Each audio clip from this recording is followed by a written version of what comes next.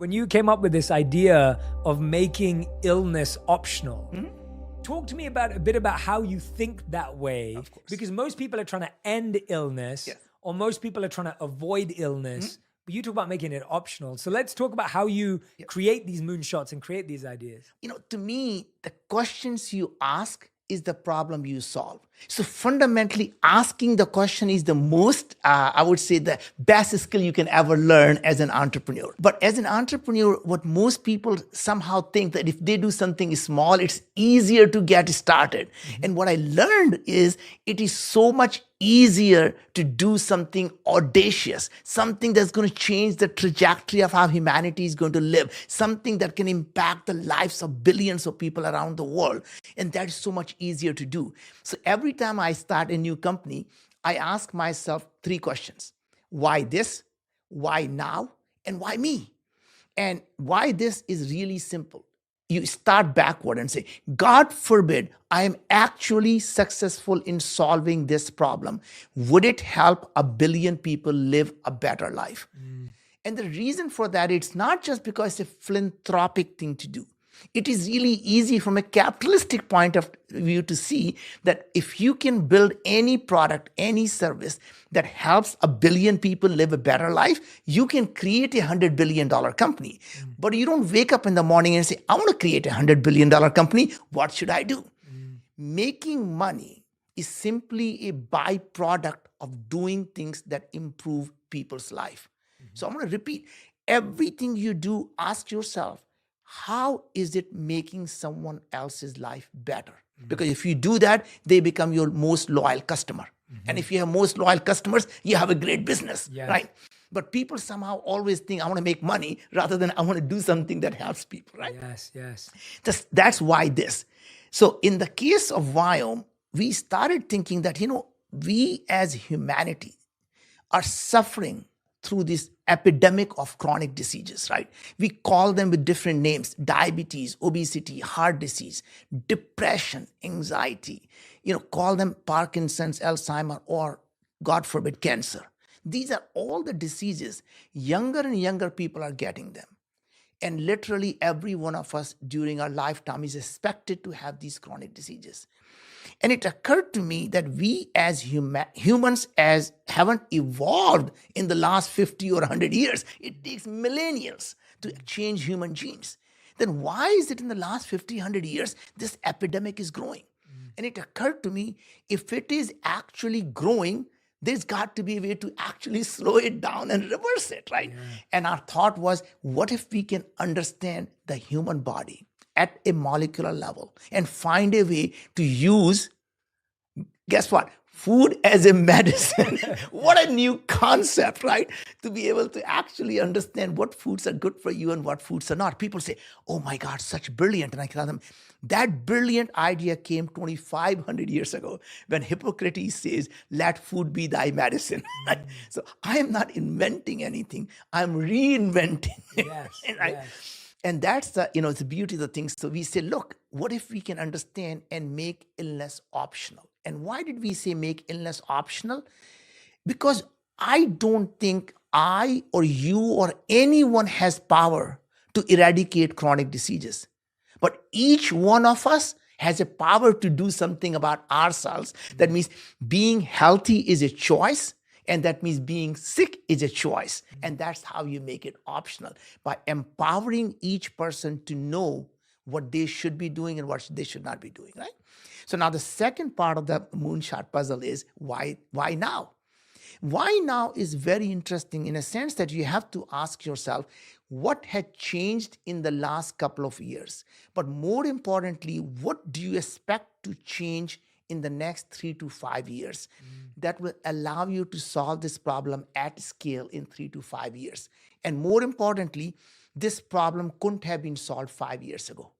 Because when something could have been done 5 years ago, that means the technology already existed for someone to solve it. Right. And the fact it's not being solved is a very different problem, right? So you say, can I intercept tomorrow's technologies to solve tomorrow's problem rather than use yesterday's technology to solve tomorrow's problem? Wow. And then the most important question in my mind is, why me? And why me goes back to the question you asked. What question am I asking that is different from what everyone else in the industry is asking? Because as I said, the questions you ask is the problem you solve. So I want to give it a couple of framework here because that's to me is a crux of why people fail.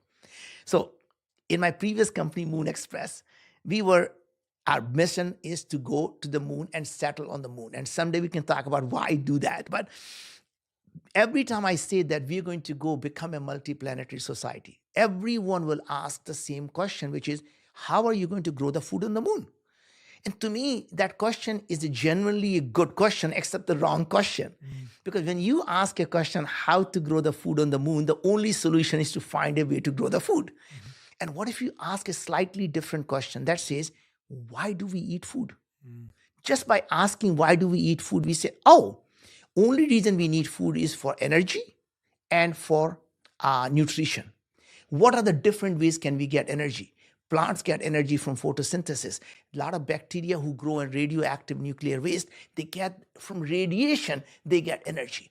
The point is now you have many more ways of solving a problem than simply growing the food that are different. So by asking a slightly different question, you end up finding solutions that no expert would have ever thought about because that was not the problem they were solving, right? Yes. Now, coming back to Viome, the problem we were trying to solve was finding the way to make illness optional or finding the way to solve the chronic diseases. We noticed that every expert was asking the same question. They want to know about what's in my DNA or my genes. And somehow if I know your DNA or your genes, we can solve the problem. Now, I am not a doctor or a scientist. It occurred to me, like anyone else will tell you, your DNA never changes. So I am born with my DNA that I get from my mom and dad. Now imagine somebody did my DNA test and told me, here is what you should be eating. God forbid I gain 200 pounds. My DNA is still the same. Should I keep eating the same thing? Probably not. Now I get diabetes. My DNA is still the same. Should I change my diet? One would think, hope so, but DNA hasn't changed. Now I get heart disease. My DNA hasn't changed. And then I die. And you were to look at my DNA 10 years after I die, it's still the same. You can look at the DNA of a dinosaur, right? So if DNA can't even tell you you're dead or alive, how will it ever tell you you're healthy or sick?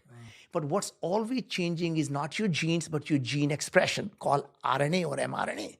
And we thought, wow, why can't we measure RNA? And we didn't know how to do it. We didn't even know it could be done. But simply asking the question, we're not going to look at genes, we're going to look at your gene expression, allowed us to look at the problem so differently. And the second part that was very interesting to me was I read a lot, just like you, just like our friend Jim Quick or others. We just read a lot. And I was reading all the scientific papers, and it turns out every single disease is connected to something called microbiome. And for life of me, I don't understand what this microbiome was. And you can Google, by the way, Parkinson's and microbiome, cancer and microbiome, Alzheimer and microbiome, diabetes and microbiome, anything you want is connected to microbiome. And I'm thinking, wait a sec.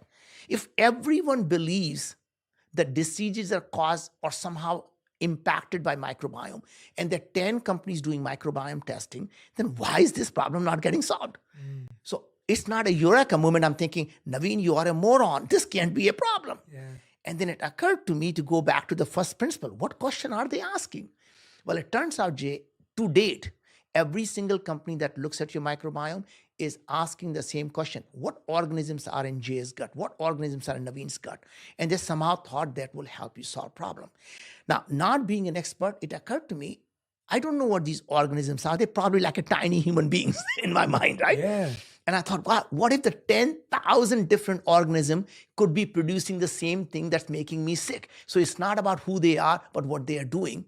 Or the same organism can produce something good in your gut environment, and the same organism can produce something bad in my bad gut environment. So take a person, put them in a good environment, good behavior, put them in a bad environment, bad behavior. So our thought was, what if we can find out what they are doing and how it is changing our human gene expression, we can solve this problem.